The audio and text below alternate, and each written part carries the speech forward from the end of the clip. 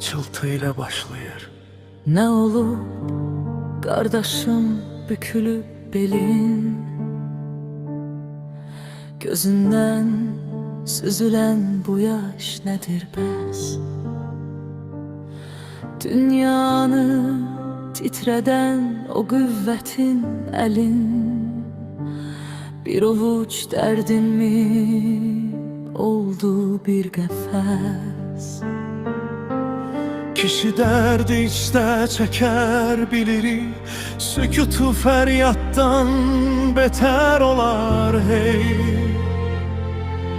Biz ne fırtınalar, kışlar gördük ki bu keder yanında sadece bir şey. Bakma bu dünyanın yalan düzüne, yıkılmak yaraşmaz senin özüne.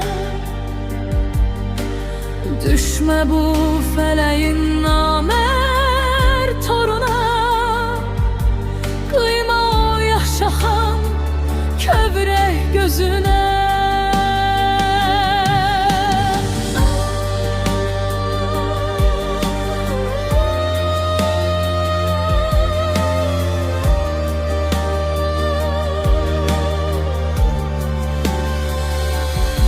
Gözlerim uzağa dikilip kalır,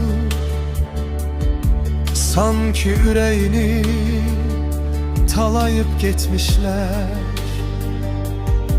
O məğrur ruhunu kim elden alır, seni öz içinde dustal etmişler. Bakma bu dünyanın yalan düzüne, yıkılmak yaraşmaz senin özüne.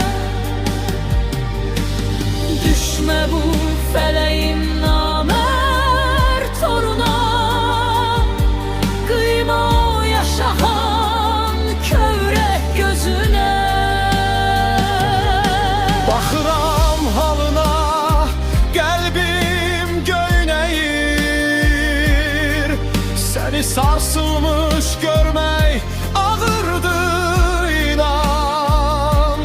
Dostum Azər sənə bu sözü deyir. Niyə belə kövrək olmusan elma?